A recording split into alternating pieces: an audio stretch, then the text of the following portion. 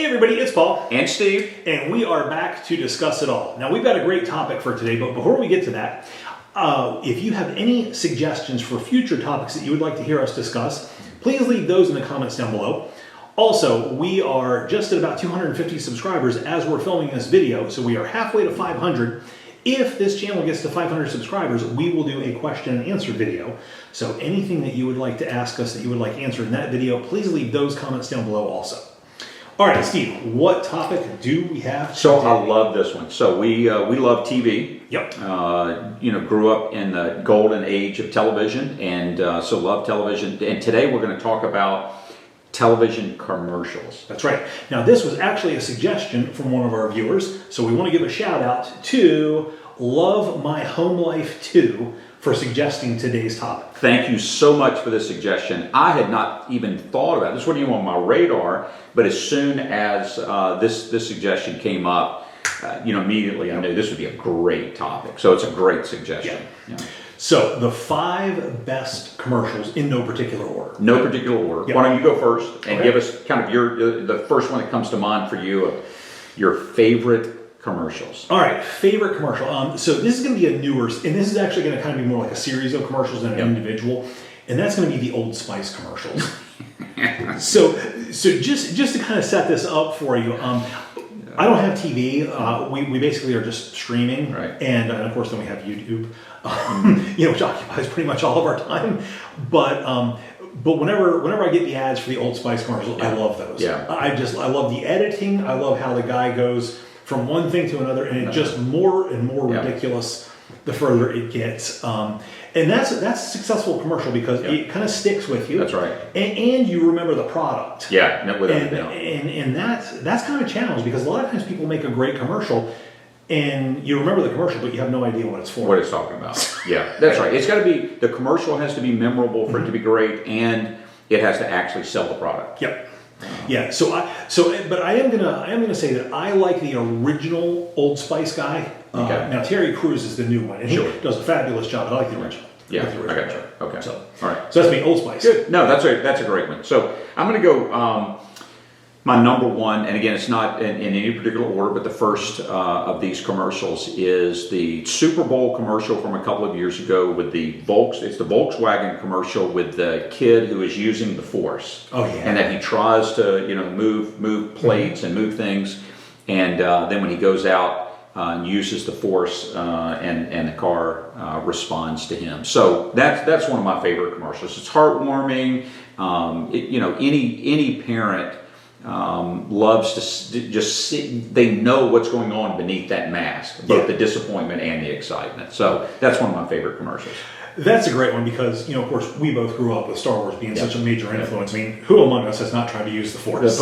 Absolutely. Even nowadays, it's a joke in the house. Like if we need to, hand me that, it's like, yeah, exactly. Still doesn't work. Yeah, the Force is not strong in our family. But okay, that's a great one. Yeah. So that means I'm up. So again, this was a series of commercials. Most of mine are going to be series of commercials. Sure. And that's going to be in the 80s. If you were alive in the 80s, you know this character on TV, Joe Isuzu. Yes. So I don't even know if they still make. I don't think they still make Isuzu cars. I don't think so. There was a little car company called Isuzu Motors that was trying to compete with like Nissan and Toyota, and of course, back then, even now, there's the stereotype of the car salesman. Yeah. And this guy just took it and dialed it way up to 11. And he was this shticky, schlocky, car salesman named Joe Isuzu. And he made all these absurd, ridiculous claims, which that was the beauty of the commercials. Right. Like, check out this new Isuzu. It gets 94 miles to the gallon. Yeah, exactly. It can drop in the water. Yeah, just all this crazy stuff. And that was kind of the fun of the commercials because everybody was like, I mean, we know this is stupid, but these are the things you hear somebody saying, eat whatever it takes to sell it. Yeah. So for me, those were just always a lot of fun. That is too fun. And I think he always ended it with like, you can trust me or trust me. That's right. Absolutely. And when just the opposite is true. Oh yeah. So anybody who is aware of cars in the 80s knows who Joe Isuzu was. Yeah. Okay. All right, so I'm going to go with another memorable series that's humorous. Okay. Just like the Joe Isuzu, and that is in the 80s and maybe into the 90s as well, the Wendy's Where's the Beef Oh, yeah. woman. This little old lady, if you've never seen these commercials, little old lady, short, tiny, and she would go into the burger establishment that was the rival to Wendy's, and she would order the burger, and then she would ask, "Where's the beef?" And that was the whole theme, the whole pattern of the commercials, and it just went on and on and on, and it was absolutely hilarious. It was. Now, it's funny that I love that made your list, because I was thinking about that woman just the other day. And she really did become an advertising icon, specifically with that brand. That's right. And they, nobody knows that these commercials are going to become like viral hits, No, which of course that was. That's Because right. there was T-shirts with "Where's the Beef?" Yes. I mean, that was just everywhere. Billboards. What happens when you're like one of those people? Because you go in and you film this commercial and you get whatever, $50, $75, and a free Happy Meal or burger. And now all of a sudden you're this icon. Do you go back and renegotiate the contract? Yeah, that's right. What Yeah, happens? and you almost can't do anything else. I mean, it's yeah. like the Verizon guy, Right. Can you hear me now? Can you hear me now? I mean, that's he becomes identified with one brand and one way of doing commercials. Same thing, the Progressive Girl or whatever. Yeah, Flo. Yeah, That's right. Flo. Yeah, I didn't think about her. Yeah. Yeah. Okay. Yeah. So Where's the Beef? That's a great one. Where's the beef? Okay. So my next one, I'm actually glad that you mentioned Flo, because it just made me think of it. So one of my favorite commercials, which is a current commercial. Okay. You've probably seen this. If you're watching this channel, you're probably getting this ad on other channels you watch. And it's going to be the Liberty Mutual commercial with the struggling actor who can't get his lines right. And it's, to me, if you get the extended version of that commercial, is just hilarious. It is hilarious. Oh, he's like, bibbity bibbity.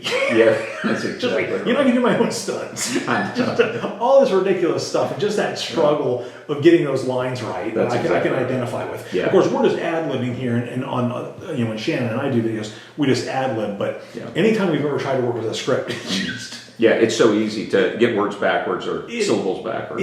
and just to have just one. And here's a good example. Once you begin messing up, it just it's almost impossible to get back on track. That's right. Yeah, you can't. You can't get out of it, and then you get the giggles, and then it's just game over. And working with somebody who's behind the camera trying to direct that, I can imagine the frustration. And it makes you wonder: did that happen on accident to begin with? And then it was, this would make a great commercial. Let's keep flubbing it up. Probably. So, yeah. Oh, that's good. That's a great commercial. Yeah. So that's to your credit, because had you not said anything about Flo, I would not have thought of that. Well, it is hilarious, and Liberty Mutual. I mean, if you watch YouTube, certainly Liberty Mutual. Oh, absolutely. They're everywhere. Yeah. No, that's good. All right. If you want to sponsor this channel, Liberty Mutual. Yes, thank you. Here's the shout out for you. So that's right.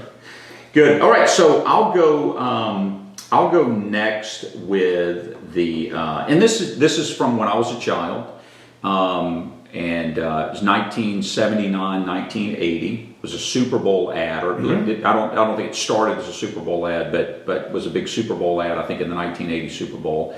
And that is Coca-Cola with Mean Joe Green saying to the little boy, giving him his jersey, because every little boy growing up would have loved to have had an NFL jersey from a player. And so, the whole Mean Joe Green, Pittsburgh Steelers, Dallas Cowboys competition going on. And Mean Joe Green was just everybody. So that one, that just is, kind of this emotional tearjerker, and you knew I wanted a Coke as well. So. Oh yeah. So it's funny how iconic the cola commercials were. Yeah. And Coke, I feel like they went the direction of like that heartwarming, wholesome family.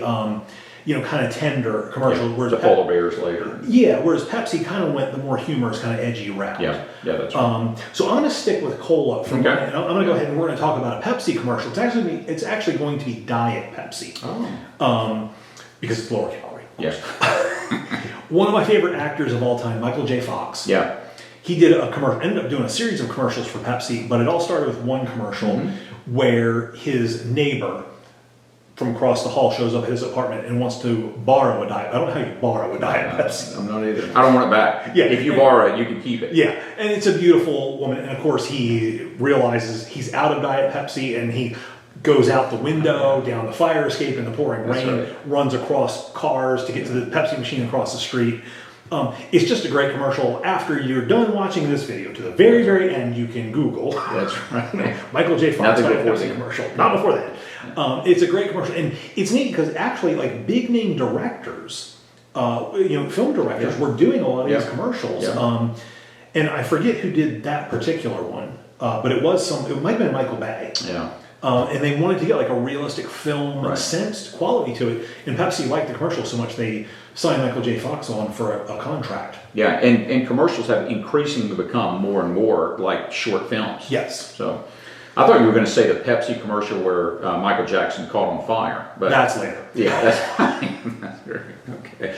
All right, so the next one that we'll go to for me, and I think I have, that's 3, right? That's 3. That's 3. Okay. 2 left. So the next one is, and I kind of, my iconic choice, if I were going to go with another iconic choice, I would have had Apple 1984. Oh, yeah. As an iconic one. But I'll go more with a series. And that's the Budweiser Frogs. Mm-hmm. Again, that whole series. But Budweiser has just been so great at commercials along the way. The frogs, the horses that go find the dog. Oh, yeah. And I mean, these are just great. But in terms of a series of just humorous videos that or commercials rather that just bring you back constantly to the product, and whoever it was that came up with that series did a great job. They've got a genius advertising firm because you're right. They had the frogs. They had the What's Up. The What's Up. What's Up. What's Up. Yeah. We're not cool enough to do this. We're not going to get into that. And then then they have the horses, and I think they've got another series too. That's just another iconic one. Yeah. But the Budweiser Frogs was good because that was a clever one because you didn't understand what was happening until later. Till the end. That's you had to watch it all the way through. That's right. To get it. And of course, they had everybody's attention because it was the Super Bowl. Yes. So everybody knew it was like, okay, something's going to happen here. That's right. That's right. Okay. My number 2, I need to make sure that I don't miss out on one. So you mentioned Michael Jackson with his, and I'm going to go that route.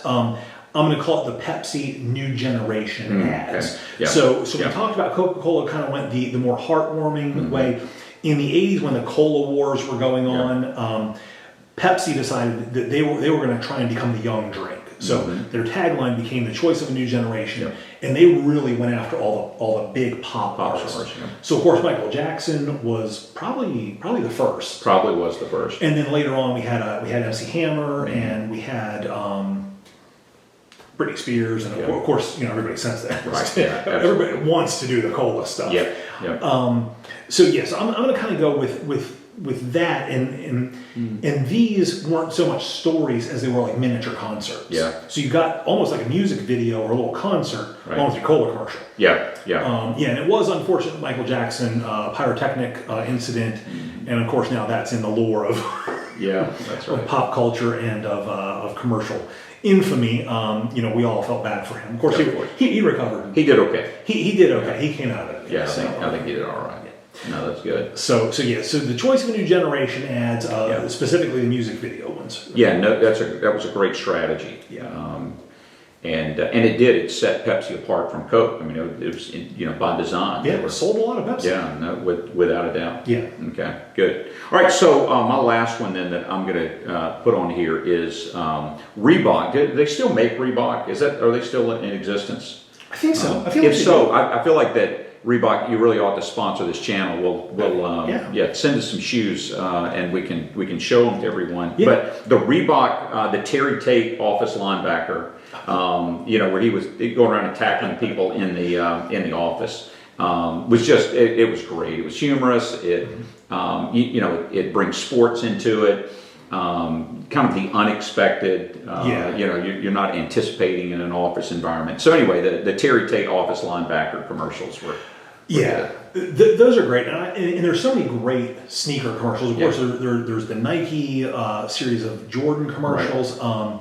Which, if Air Jordan wants to sponsor us, Steve and I could go out and dunk. Not a doubt. No, without a doubt. Without a We'll doubt. have to set up a trampoline. Like the little tykes. Let's lower it. That's right. But we could do it. Yeah, we could do it. Magic of film editing. But Reebok had a bunch of great commercials. LA Gear had some. I remember LA Gear had Joe Montana. Yeah. Amazing. But that with the office linebacker was great because, like you said, the surprise element of it, and who doesn't want an office linebacker? Who doesn't want an office linebacker? Yeah, you're always going to get things done the right way. Yeah, when he's around. That's for sure. Motivation. All right, so my last one is going to be another humorous one, and that's from the Got Milk campaign. That was just a huge thing. I don't think that's a thing anymore. I don't think so. Because, you can't drink milk anymore. I guess it's going to kill us or something. That's right. Lactose intolerant. Yeah. Back when Steve and I grew up, it was safe to drink milk. It was. Or we were tougher. So milk was really marketed as, get protein, build muscle, and everything. And I remember, growing up in Baltimore, Cal Ripken had a huge billboard. Yeah. But they did a series of commercials. This one is not that old. I think it's from the mid 2000s, and it's the Aaron Burr, John Hamilton commercial, where this guy has this miniature John Hamilton museum set up, and he gets the phone. He takes a bite of peanut butter and gets the phone call from a radio station for $1 million. Right. And his trivia question is, who shot Alexander Hamilton? That's right. And of course he knows because he's got the bullet. That's right, it's there. He's trying his hard, but he can't because he doesn't have any milk. Yeah, that's it. And then of course... That's a great commercial. An absolute great commercial. It is. And so I just love that one. And again, humorous, I remember the commercial, I remember the product. And what it was talking about. That's great. So yeah. That's good. So all right, so that's going to be our list of our top 5 commercials. And it's funny because, just like I thought of the Liberty Mutual commercial, probably, there's a bunch of commercials we didn't even think about. Hadn't even thought about. So, so what did we miss? Right. Do you agree with our list? Did we miss something? Let us know down below. Also, like Steve said, if you've got any ideas for topics for future videos, please leave those. Another shout out to Love My Home Life too. Thank you for it. Thank you again for suggesting today's topic. We really do appreciate it, and we appreciate you guys spending some time with us today. All right, we'll see you next time.